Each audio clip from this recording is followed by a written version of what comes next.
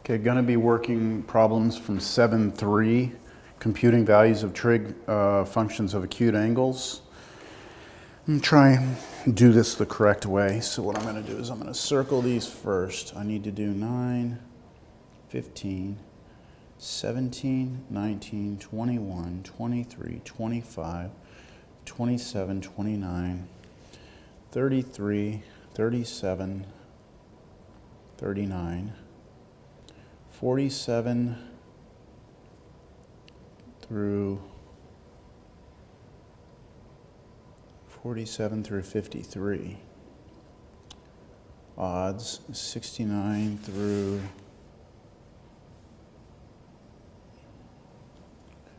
75 odd.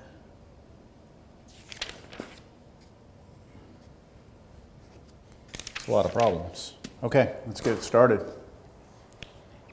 Number 9. It says for these problems for 9, 15, and 17, we're going to use this fact.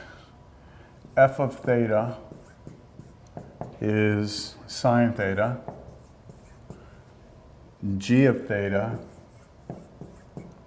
is cosine theta. And they tell us find the exact value of each expression if theta is 60 degrees.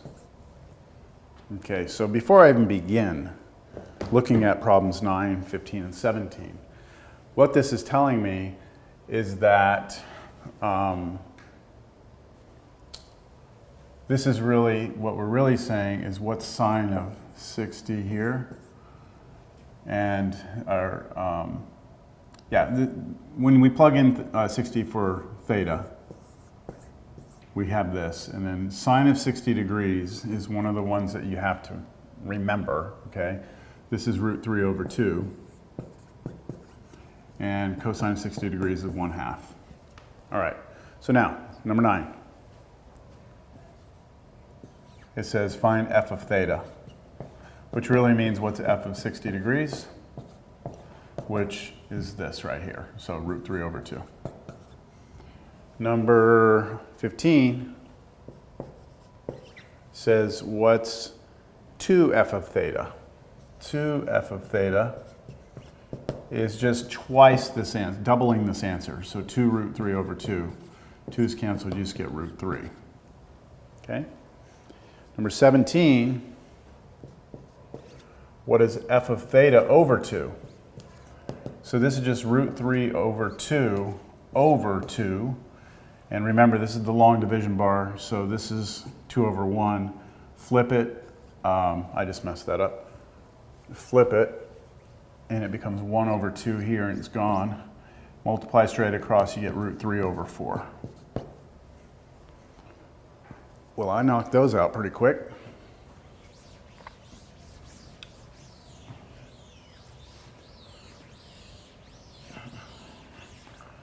Okay. Number 19. 4 times 45, cosine of 45 degrees minus 2 sine of 45 degrees. So it's saying for us to find the exact value. Don't use a calculator. Cosine of 45 degrees, we need to know that that's root 2 over 2. Minus 2 times, and then sine of 45 degrees is also root 2 over 2. And then what we can do is simplify. This is 4 over 2 is 2, so this is 2 root 2 minus, and then these 2 cancel, so you just get root 2. And that's really saying like 2 root 2's minus 1 root 2, that leaves you with 1 root 2, so 1 root 2, so just root 2. Number 21, I'll put it above here for right now. 6 tangent 45 minus 8 cosine 60. 6 tangent 45 minus 8 cosine 60. Cosine 60 degrees. All right, so tangent of 45 degrees, if you go back and look at from class, is 1. Minus 8, and then cosine of 60, we just did that. That was 1/2. So this is 6 minus 4, which is 2. Number 23. Secant pi over 4 plus 2 cosecant pi over 3. Pi over 4 is 45 degrees. So at 45 degrees, we need to know what secant is. Secant's the reciprocal of cosine. I'll write it down. This is 1 over cosine of 45 degrees. Or yeah, I'll do degrees. 45 degrees plus 2, and then cosecant is 1 over sine, and pi over 3 is 60 degrees. So that's what we really have there. Cosine of 45 degrees is root 2 over 2. So this is 1 over root 2 over 2 plus 2 times sine of 60 degrees is root 3 over 2. So now let's reciprocate. These flip. So this one right here becomes 2 over root 2 plus 2 times, now this flips, 2 over root 3. And I can multiply these two together right there, and I can get 2 over root 2 plus 4 over root 3. And that should be good enough. Yeah, they get a common denominator. What did they do? Did I write it down right? So you get root 2 over 2.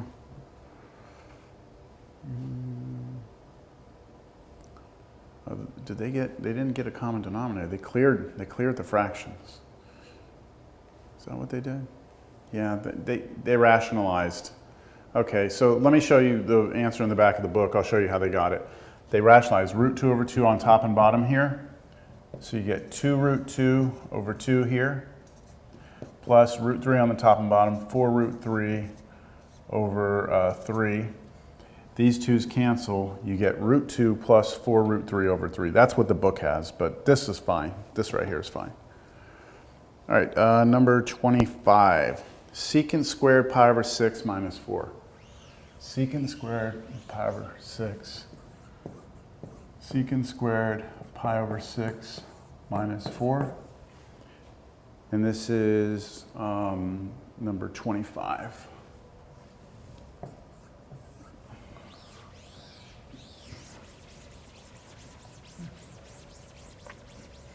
So this is really secant of 30 degrees, that's pi over 6, but then squared and then minus 4. That's really what that means. All right, so secant of 30 degrees is the reciprocal of cosine of 30 degrees. Cosine of 30 degrees is root 3 over 2. So we're going to flip that over and we're going to get 2 over root 3. I hope that makes sense. Well, I mean, maybe I should show that. Secant 30 is really 1 over cosine 30. But cosine 30 is root 3 over 2. So then you flip it, you get 2 over root 3. Then we're going to square it, then minus 4. So when we square that, I get 4 thirds minus 4. Squaring the top and bottom. Get a common denominator. 3 down here multiplied by 3 up here. Get 4 minus 12 over 3, putting them together. 4 minus 12 is negative 8 over 3. So negative 8 thirds. All right, number 27.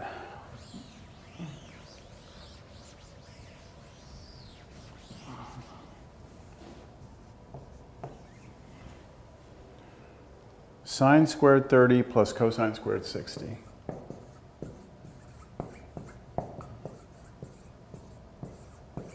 All right.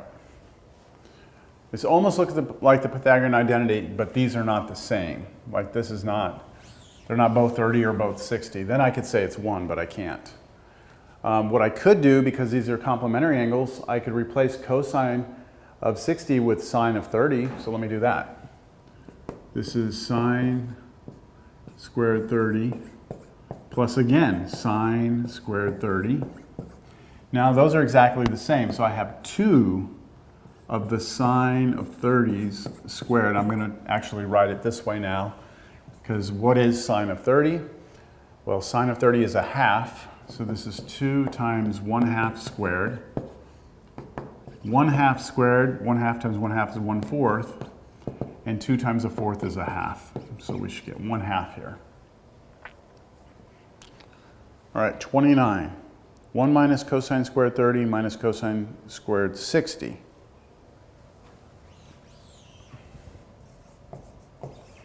One minus cosine squared 30 minus cosine squared 60. This looks awfully familiar.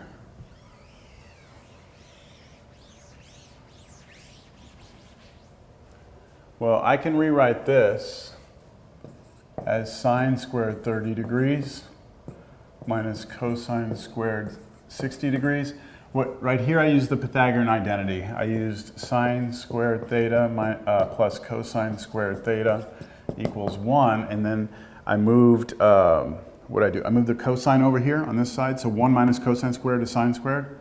So that's how I got from here to here. And then now I'm going to use that complementary angle theorem. I can replace sine of 30 with cosine of 60, because these add up to be 90. So this is cosine squared 60 minus cosine squared 60, and this is 0. They just cancel each other out. All right, use a calculator. Okay, so on these, you're going to use a calculator. I'll tell you the answers even though they're in the back of the book. Number 33 is 0.38, so 0.38. Number 37, 0.31. Number 39, 3.73. Number 41, 1.05. Number 40, oh, you didn't have to do 41. Oops. 47 is 0.3. All right. Oh, sorry, 47 is 0.31.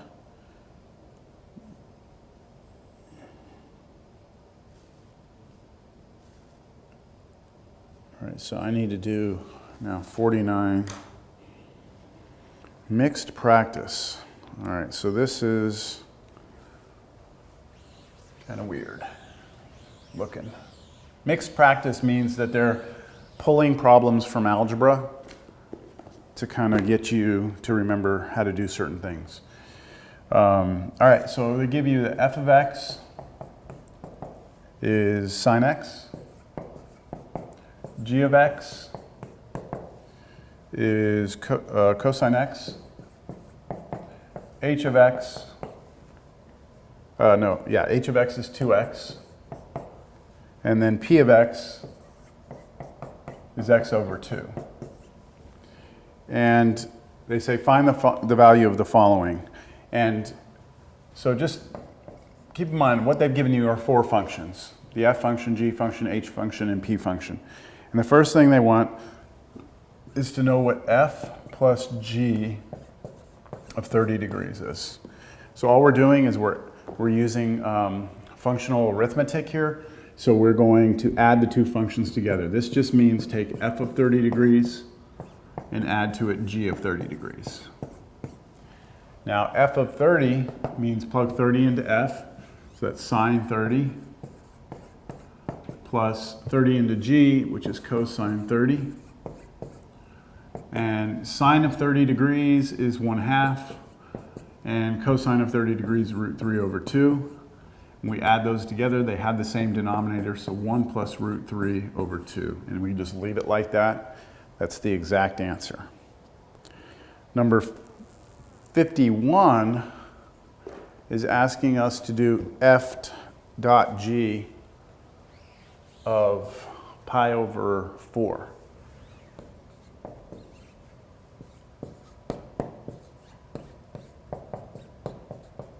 So what that means is you're going to take the f function, plug in pi over 4, and multiply it times the g function with pi over 4 plugged in. So this is f of pi over 4 times g of pi over 4. This means sine of pi over 4 times cosine of pi over 4. Sine of pi over 4 is root 2 over 2. Cosine of pi over 4 is also root 2 over 2. multiply straight across, you get 2 on top, 4 on the bottom, and this is just a half. 55, f of h of pi over 6. Did I miss 53? No, that is 53, sorry. F of h of pi over 6.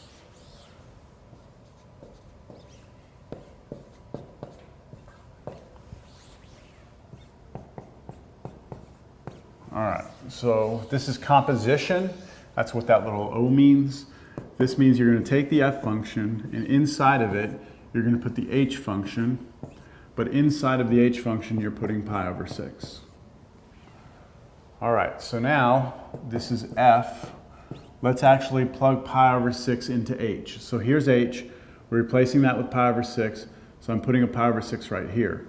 So it becomes 2 times pi over 6.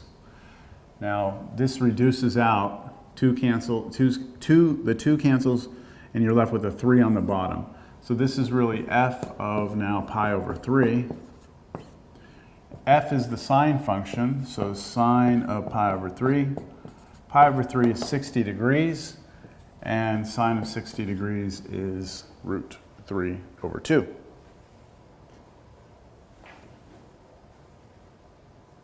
Good, good. 69. I just glanced at 69 earlier. I was like, what in the world? What are they talking about here? I haven't worked these problems out, so. All right. Find the exact value of tangent of 1 degree times tangent of 2 degrees times tangent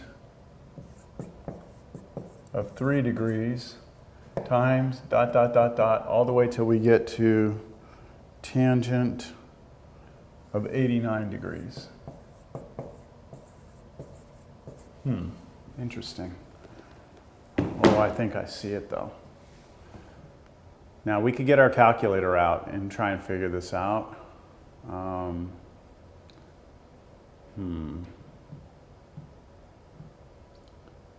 Yeah, this is kind of an interesting problem. Let me do something a little bit different. Let's do this. The last one here is tangent of 89 degrees. The one before it's tangent of 88 degrees. The one before that's tangent 87 degrees, and so on and so forth, right? Hold on, I just got a text. And some coffee.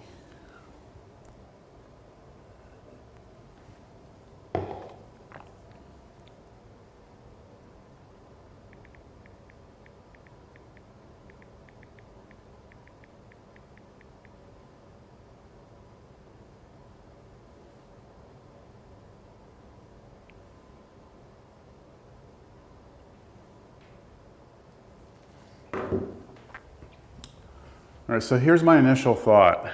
My initial thought here is that we have the complementary angle theorem that will allow us, if the angles add up to be 90, right, then we have some stuff we can do. So I just don't see how that falls into this section though, but I seriously want to use that.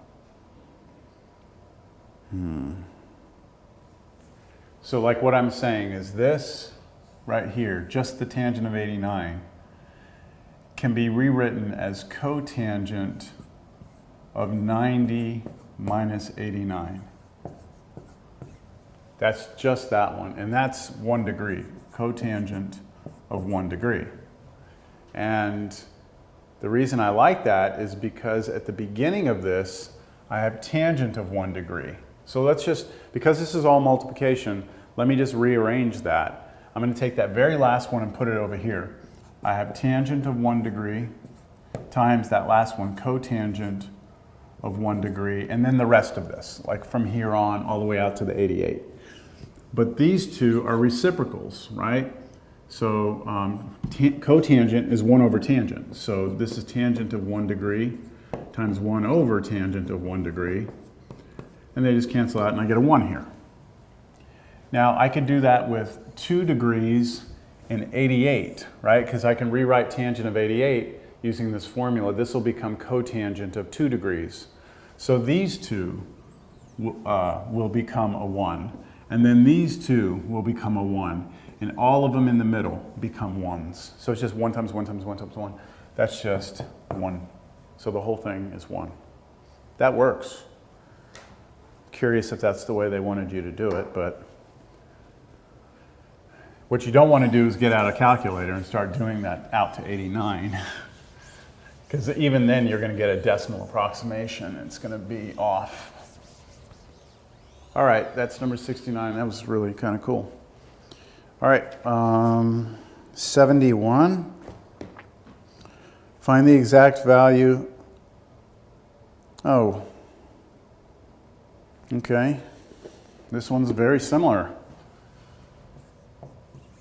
Find the exact value of cosine of 1 degree. And we're going to go out to 89 again, but this time I'm going to write it backwards because I think I know what I'm going to do already. So cosine 2 degrees, and then cosecant 88 degrees, and then cosine 3 degrees, and then cosecant of 87 degrees, and then so on and so forth, right?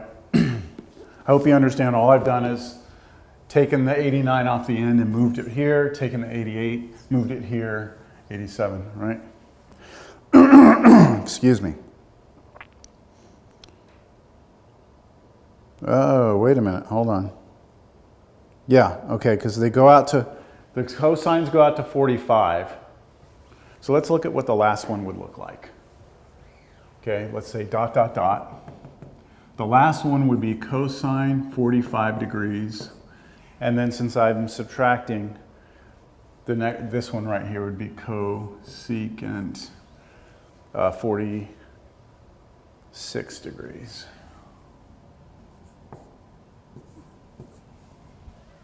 Yeah, okay, so those would be the last ones. So now let's see if we can get something to happen right here with this. So cosecant of 89 should turn into secant of 1. Cosine of 1 times secant of 1 degree. And that should cancel, right? That should cancel. This, not cancel, this should become a 1.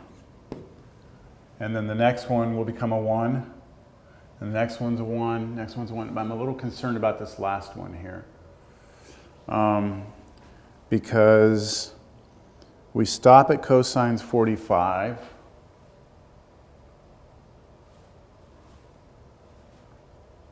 We have one here that's kind of missing.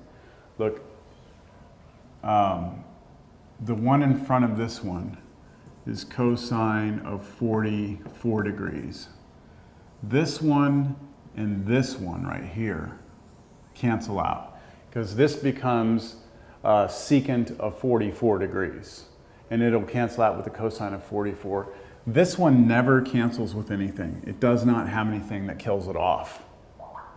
So everything turns into 1s except for this. And cosine of 45 degrees is something we know. That's root 2 over 2. So this is just a bunch of 1s times root 2 over 2. Interesting. That's the answer, root 2 over 2. Weird. I wouldn't ask something like that on a test, but these are kind of interesting problems to look at. All right, now, number 73.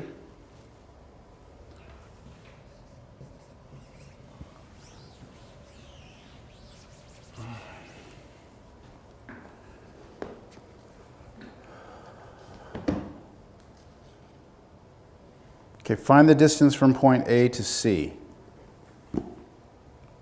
So they give us this picture, they give us C, A, they give us this 35 degrees, and they give us that this is B, and they give this is 100 feet. And they want the distance from A to C. So we want to know this distance right here, let's call it D. We know the angle here. We want to know the opposite side, and we know the adjacent side. So the relationship we have is between the opposite and adjacent side to the angle we know. Opposite and adjacent is connected with tangent. So what I'm going to do is write tangent of this angle, 35 degrees, is equal to d over 100. And I want to know what d is, so I multiply both sides by 100. And now I need my calculator. So I'm going to do 100 times tangent 35 degrees, and I'm in degree mode. Yes, I am in degree mode. So, oh, I turned it off. Whoop. 100 times tangent 35 is approximately 70.02 feet is approximately d.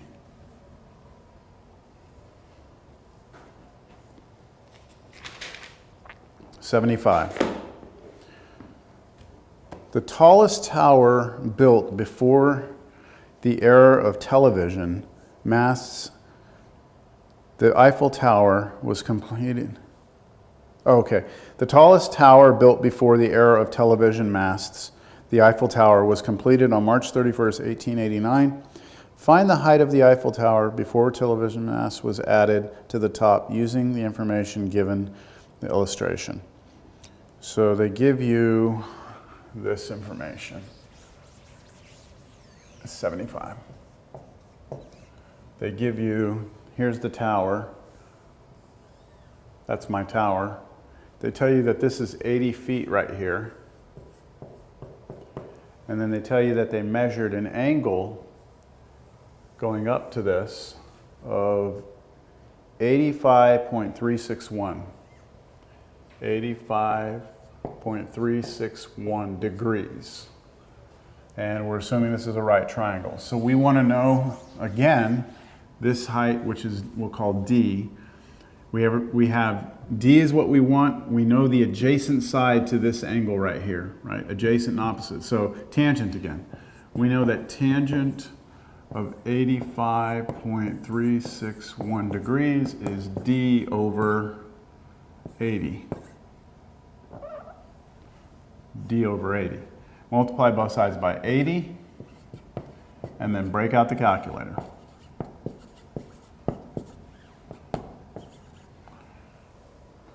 So I'm doing 80 times tangent of 85.361.